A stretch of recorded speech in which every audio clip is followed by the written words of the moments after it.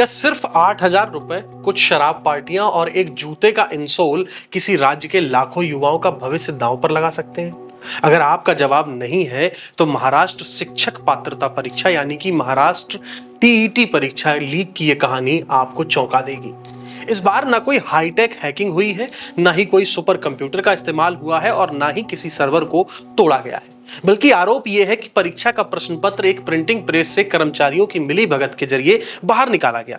नमस्कार, आप देख रहे हैं न्यूज फीड और मैं शिवम यादव हूं आपके साथ। इस वक्त कई सवाल जो है वो जहन में है कि आखिर ये पेपर लीक कैसे हुआ, मास्टरमाइंड कौन है और लाखों अभ्यर्थियों पर इसका क्या असर पड़ा, और अब सरकार इसे रोकने के लिए क्या बदलाव करने जा रही है। कभी सर्वेश्वर दयाल सक्सेना की वो पंक्तियां जिन पे कई लोग चर्चा कर रहे हैं कि लीक पर वे चले जिनके चरण दुर्बल हारे हैं, हम तो जो है हमारी यात्रा से बने ऐसे अनिर्मित पंथ प्यारे हैं। यहां लीक का अर्थ है रिवाज, परंपरा या पहले से बना हुआ रास्ता।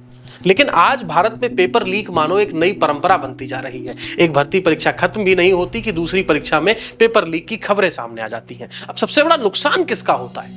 उन लाखों मेहनती युवाओं का जो महीनों तक, बरसों तक तैयारी करते हैं। दरअसल जांच के अनुसार महाराष्ट्र टेट परीक्षा का प्रश्न पत्र राज्य से बाहर उत्तर प्रदेश के आगरा स्थित एक गुप्त प्रिंटिंग प्रेस में छापा गया। सुरक्षा इतनी सख्त बताई गई थी कि प्रेस का नाम तक सार्वजनिक नहीं रखा गया, उसका पता भी गोपनीय रखा गया। शिक्षा विभाग के अधिकांश अधिकारियों तक को यह जानकारी भी नहीं थी कि पेपर आखिर छप कहां रहा है।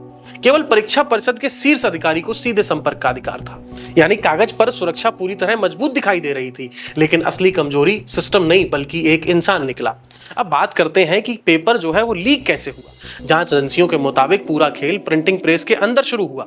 आरोप यह है कि विजेंद्र गुप्ता नामक व्यक्ति ने अपने साथियों के जरिए प्रेस के कुछ कर्मचारियों से संपर्क बनाया और धीरे धीरे उन्हें छोटे छोटे आर्थिक लालच दिए गए। यूपीआई के माध्यम से उनको पैसे भेजे गए, उनकी शराब पार्टियों का खर्चा उठाया गया और जब परीक्षा का पेपर प्रेस में छपने पहुंचा तब अंदर से सूचना बाहर पहुंच गई। दरअसल जांच के अनुसार एक कर्मचारी प्रश्न पत्र पैकिंग के दौरान हर सेट की एक कॉपी जो है वो अलग निकाल देता, दूसरा कर्मचारी उस कॉपी को मोड़कर अपने जूते का इंसोल निकालता और उस प्रश्न पत्र को अंदर रखता और फिर से इंसोल वापस लगा देता। अब सबसे चौंकाने वाली बात यह रही कि जिन सीसीटीवी कैमरों में यह सब रिकॉर्ड हो सकता था, बताया यह जा रहा है कि वे बंद पड़े थे। बाहर निकलते समय सुरक्षा जांच में केवल कपड़े जांचे जाते थे, लेकिन किसी ने जूते के अंदर थोड़ी न झांक के देखा और यहीं से प्रश्न पत्र बाहर निकल गया। अब सवाल यहां पर यह है कि आखिर कितने पैसे में छात्रों के भविष्य को बेचा गया। जांच में यह सामने आया है कि प्रेस के कर्मचारियों को कथित तौर पर लगभग 8,000 रुपए और जमीन के एक छोटे से टुकड़े का लालच दिया गया। यानी लाखों युवाओं के भविष्य की कीमत केवल ये कुछ हजार रुपए। जांच एजेंसियों के अनुसार इस पूरे नेटवर्क का मुख्य आरोपी विजेंद्र गुप्ता बताया जा रहा है। बताया यह जा रहा है कि वो पहले विभिन्न राज्यों में कोचिंग चलाता था। उसका नाम पहले भी कई विवादित मामलों में सामने आ चुका है।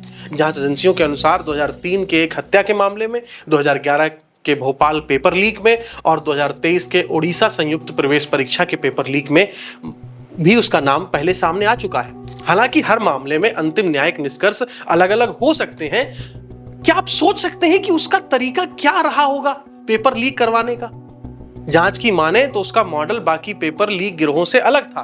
ज्यादातर गिरोह पहले परीक्षा खोजते हैं, लेकिन उसने पहले उन प्रिंटिंग प्रेसों की सूची तैयार कर रखी थी जहां अलग अलग राज्यों के प्रश्न पत्र छपते थे और फिर वहां के कर्मचारियों से जो है कांटेक्ट बनाए और जब भी कोई बड़ा प्रश्न पत्र प्रेस में छपने आता वो उसे बाहर निकालने की कोशिश करने लगता और उसका पूरा नेटवर्क प्रिंटिंग प्रेस पर आधारित था। आरोप यह है कि प्रश्न पत्र सोशल मीडिया पर वायरल नहीं किया गया, बल्कि केवल चुनिंदा लोगों को फिजिकल कॉपी के रूप में बेचा गया। अब बताया यहां पर यह जा रहा है कि लगभग 8,000 रुपए में पेपर हासिल किया गया और फिर कई अभ्यर्थियों तक इसे लगभग 80,000 रुपए पर कॉपी के हिसाब से बेचने की योजना बनाई गई। यानी कि डिजिटल सबूत छोड़ने से बचने के लिए पूरा लेन देन ऑफलाइन रखा गया। अब इस मामले में क्या कार्रवाई कर रही है पुलिस? सूचना मिलते ही पुलिस ने कार्रवाई शुरू कर दी। कई राज्यों से जुड़े आरोपियों को गिरफ्तार किया गया। इसके बाद जांच आगरा स्थित प्रिंटिंग प्रेस तक पहुंची। विशेष जांच दल एसआईटी गठित की गई, जबकि मुख्य आरोपी विजेंद्र गुप्ता के फरार होने की बात सामने आई है। उसके अन्य कथित साथियों की तलाश अभी भी जारी है। अब इस मामले पे सरकार क्या कदम उठा सकती है? दरअसल इस घटना के बाद महाराष्ट्र सरकार ने उच्च स्तरीय समिति का गठन किया है। सरकार जिन विकल्पों पर विचार कर रही है उनमें आप समझिए कि भविष्य में पहले तो टीईटी जैसी परीक्षाओं को पूरी तरह कंप्यूटर बेस्ड बनाया जाए।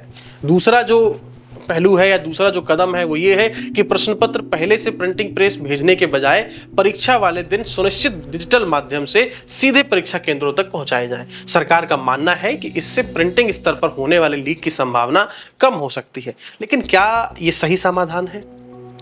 अब यहां पर सबसे बड़ा सवाल यही है कि क्या केवल ऑनलाइन परीक्षा ही पेपर लीक का स्थायी समाधान है, या फिर समस्या तकनीक से ज्यादा मानव लालच, भ्रष्टाचार और सिस्टम की जवाबदेही की है? क्योंकि यदि अंदर बैठे लोग ही नियम तोड़ दें तो सबसे मजबूत सुरक्षा व्यवस्था भी कमजोर पड़ जाती है। महाराष्ट्र टेट पेपर लीक सिर्फ एक परीक्षा का मामला नहीं है, ये उन लाखों युवाओं के भरोसे का सवाल है जो मेहनत करके अपने भविष्य का सपना देखते हैं। यदि परीक्षा व्यवस्था पर विश्वास कमजोर पड़ जाता है तो उसका असर केवल उनकी नौकरी पर नहीं पड़ता, यह असर पूरे समाज पर पड़ता है। अब देखना यहां पर यह होगा कि जांच कहां तक पहुंचती है और दोषियों को क्या सजा मिलती है, और क्या भविष्य में ऐसी घटनाओं को वास्तव में रोका जा सकेगा। अगर आपको यह रिपोर्ट जानकारीपूर्ण लगी हो तो इस वीडियो को लाइक करिए और शेयर करिए, और हमारे चैनल न्यूज फीड को यूट्यूब पर सब्सक्राइब करिए, फेसबुक पर फॉलो करिए और कमेंट में अपनी राय जरूर लिखिए। आप क्या सोचते हैं, क्या भारत की सभी सरकारी परीक्षाएं कंप्यूटर बेस्ड टेस्ट हो जानी चाहिए? फिलहाल के लिए इतना ही। आप देख रहे थे न्यूज फीड, मैं शिवम यादव हूं आपके साथ। मिलते हैं अगले वीडियो में, तब तक के लिए धन्यवाद।